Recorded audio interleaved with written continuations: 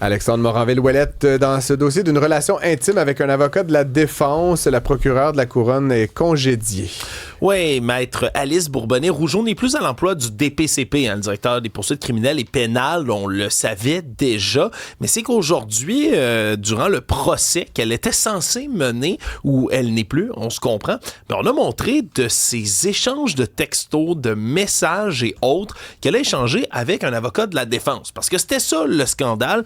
Maître Alice Bourbonnais-Rougeau a eu une relation intime, s'est vu plusieurs fois avec maître Mathieu Rondeau-Poisson, qui était l'avocat d'un des accusés dans un énorme dossier de trafiquants de cannabis en ligne, 70 000 transactions, 15 millions de dollars, il y a une dizaine d'hommes qui sont accusés, et dans ce cas-ci, elle n'a jamais dit à ses employeurs qu'elle fréquentait cet homme-là. Les deux échangeaient. Il y a même des textos par milliers qui ont été montrés aujourd'hui au tribunal par la défense elle-même qui veut faire avorter le procès, ni plus ni moins, en disant, regardez, ils ont parlé ensemble du procès dans leurs textos. Il y a même un moment où, par exemple, l'avocat de la défense, là, M. Rondeau-Poisson, se met à partager certaines informations qui semblent confidentielles, se moque d'un co-accusé, se moque d'un autre avocat de la défense, même dans des textos. Il aurait pu fournir des informations qu'il n'était pas censé fournir. Et donc, la défense, en ce moment, demande ni plus ni moins que de faire avorter le procès. Et on a même une copie de la lettre de congédiement par le directeur du DPCP qui a été présenté en preuve en cours, puis c'est assez cinglant, merci. Là, on parle de mensonges éhontés, manque de jugement, mépris flagrant. Le mot amateurisme me vient spontanément en tête, Alexandre. C'est un peu triste tout ça. Malheureusement, ces gens qui sont quand même des avocats, membres du barreau, il y a quand même une prestance, ça me semble digne un peu de... Ça entache la réputation. Oui, puis c'est digne un peu d'une mauvaise pièce de théâtre là, pour faire du millage sur ce que nous racontait Marc.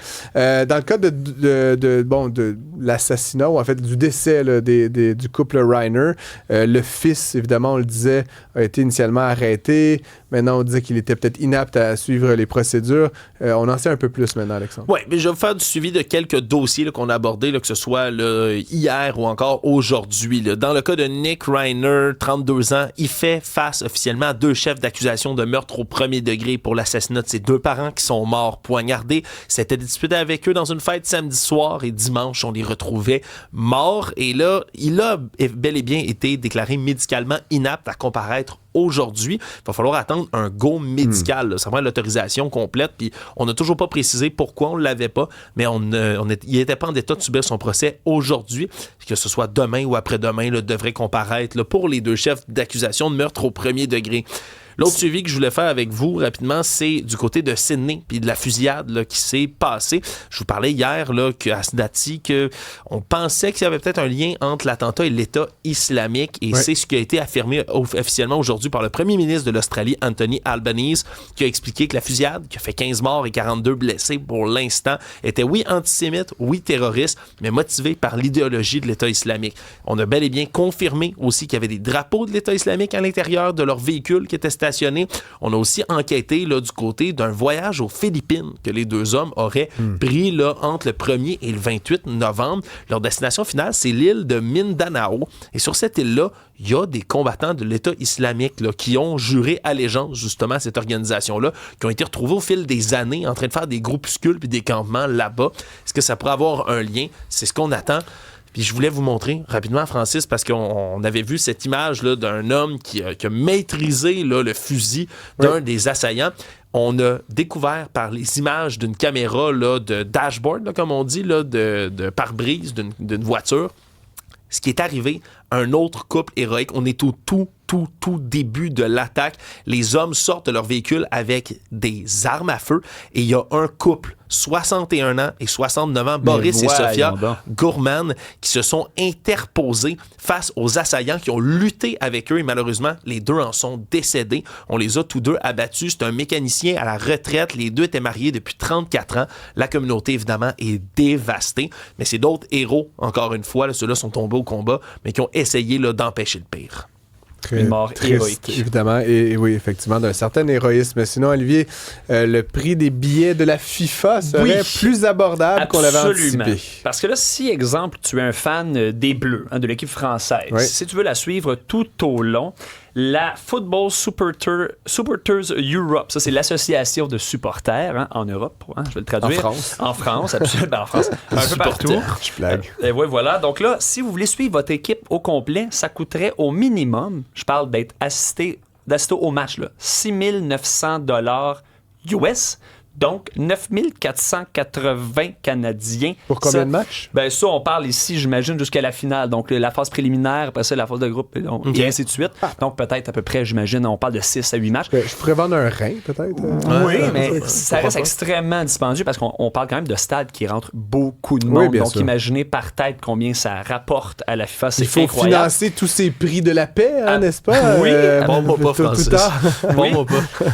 Et là, ben, en fait, la nouvelle, c'est que là, cette association-là, la Supporter, il va y avoir en fait un Supporter Entry, qui va proposer des billets à 60 $ américains. Et ça sera obligatoire, c'est-à-dire qu'il va y avoir une section que vous allez pouvoir assister à chacune des rencontres pour seulement 60 $ américains, dont 82 $ canadiens. C'est une bonne nouvelle, ça, je pense, pour pousser la rivalité aussi. Sinon, en une minute, les véhicules les plus sécuritaires de 2025. En une minute, ben, écoute, je vais aller assez rapidement, là, je pense. Est-ce que vous avez une petite idée à peu près, ça pourrait être quoi, les véhicules? Moi, là, j'ai toujours associé Volvo à la sécurité, mais je n'en sais rien. Les gens achètent des Civics, peut-être pour ça encore, aujourd'hui? Peut-être. Ouais, mais écoute, 13 nouveaux joueurs là, qui seraient dans le top safety pick, pour un total, en fait, de 66, mais 13 nouveaux, c'est-à-dire Audi A6 Sportback e-tron, Audi Q5, Audi Q5 Sportback, donc Audi définitivement est une compagnie qui est sécuritaire, la Genesis G80, Honda Passport, Infiniti, écoute,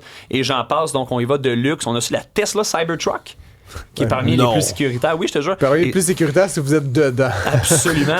Ben ça si vous êtes à l'extérieur, désolé, mais désolé. Voilà, c'est fini. C'est toujours avec des tests aussi de collision frontale, de collision aussi sur le côté. Donc voilà, il faut vraiment avoir des notes acceptables. Alex, on vient d'apprendre des nouvelles concernant Samuel Montembeault. Oui, on en jasait tout à l'heure. Le Samuel Montembeault est cédé aux requêtes de Laval à des fins de conditionnement, dit-on. Oh là là. Je vous avoue que moi, ces termes-là, fin de conditionnement, Olivier, tu t'en sais peut-être un peu plus, mais ça peut-tu augurer une transaction? Selon le collègue Renaud Lavoie là, de TVA Sport, lui a tweeté tantôt qu'il a accepté d'aller jouer 2 rencontres parce qu'on se rappelle qu'il y a eu un virus puis qu'il n'a pas joué déjà depuis le 2 décembre. Donc peut-être aussi ce serait de son côté qu'on juste le roder, là. Absolument. Donc de mettre les pads puis de jouer un match tranquillo. Voir du Robert.